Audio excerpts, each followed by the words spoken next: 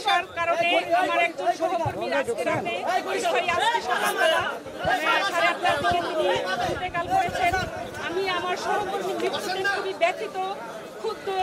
আমি মনে করি আমার সহকর্মীর মৃত্যু হয়েছে, সেখানে আমিও থাকতে পারতাম, কারণ যে অমানসিক পরিশ্রম আমরা করেছি এই 10 তারিখ থেকে, এবং সেখানে আমরা ব্যালট বাক্স আগেই নিয়ে গিয়েছি এবং সেগুলো আমরা পাহারা দেওয়ার ব্যবস্থা করেছি, এবং সকাল 7টা থেকে আমরা এই হল প্রত্যেকে যার যার নিজ হলে গিয়েছি এবং আমরা সুষ্ঠুভাবে এই ভোট কাস্ট করার জন্য আমরা শিক্ষকরা 100% ইফোর্ট দিয়েছি, এবং আমার নব ফয়জুন্নেসা হলে 137টি ভোট কাস্ট হয়েছে 280টি ভোটারের মধ্যে।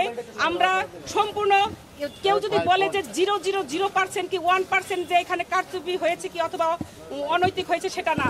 আমি বলবো 100%-এর উপরে যদি কেউ বলতে পারে, সেটা 100% সুষ্ঠুভাবে আমরা ভোট নিয়েছি এবং চেষ্টা করেছি যাতে সেখানে কোনো অনিয়ম না ঘটতে পারে। সেখানে সাংবাদিকরা লাইভ করেছে, দেখেছেন, সেখানে পোলিং এজেন্ট ছিল, তাদের কাছেও আপনারা জানতে পারবেন, ভোটারদের কাছ থেকেও জানতে পারবেন। আমরা এই নির্বাচন সুষ্ঠু করার জন্য আমার পোলিং অফিসার আছেন হাবিবুর রহমান, তিনি সহ আমরা সবাই অমানসিক পরিশ্রম করেছি।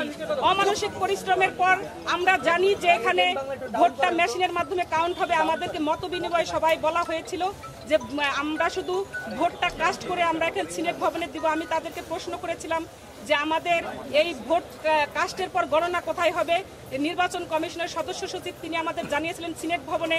আমি তাকে প্রশ্ন করেছিলাম কেন সিনেট ভবনে হবে, তাহলে তো অনেক দেরি হয়ে যাবে, তাহলে আমরা কেন 21টা হলেই আমরা কাস্ট করব না। তখন তিনি বলেছিলেন আমরা মেশিনের মাধ্যমে কাস্ট করব ম্যাডাম, আমরা অতি দ্রুত রেজাল্ট দিতে পারবো, যাতে আপনাদের কষ্ট লাঘব হয়, সেজন্য মেশিনের মাধ্যমে আমরা কাস্ট করব, ভোট কাউন্ট করব।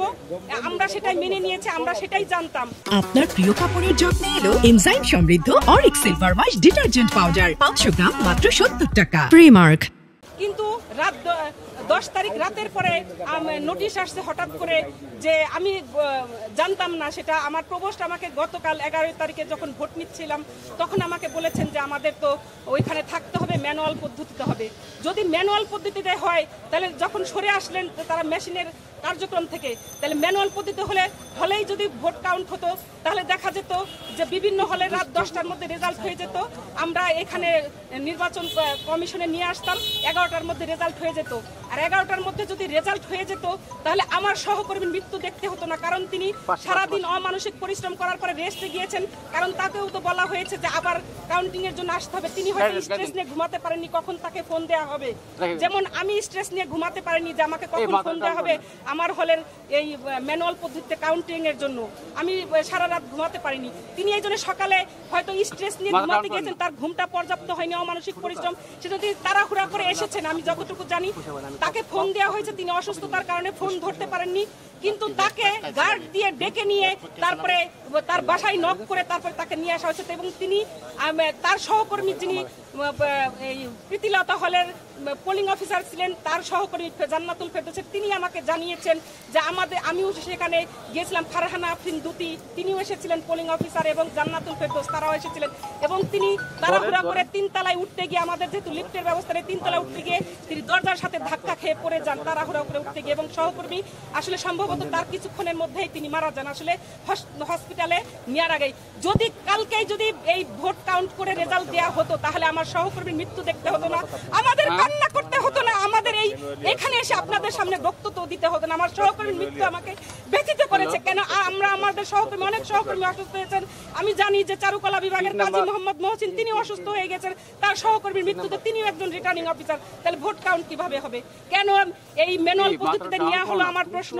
এবং ম্যানুয়াল পদ্ধতিতে নেওয়া হওয়ার কারণে তারপরেও কেন আপনার তাহলে হলে কাউন্ট হলো না? এটা আমার নির্বাচন কমিশন, এটা এই নির্বাচন কমিশনের অব্যবস্থাপনার জন্য আমার সহকর্মী জান্নাতুল ফেরদৌসের মৃত্যু হয়েছে বলে আমি মনে করি।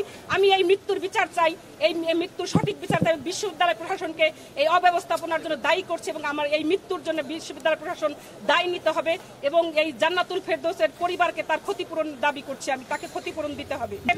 হল সংসদে মাত্র একটি মাত্র ব্যালট পেপারের মাধ্যমে আপনার হচ্ছে হল ভোট কাউন্টিং হচ্ছে, কিন্তু জাকসুতে কিন্তু আমাদেরকে 3টা করে, একজন ভোটারের 3টা করে। তার মানে আমার যদি ধরেন 8,000 হচ্ছে ভোট কাস্ট হয়ে থাকে, তাহলে আমাকে 24,000 আমাকে কাউন্ট করতে হবে ম্যানুয়াল পদ্ধতিতে। এটা কিভাবে সম্ভব?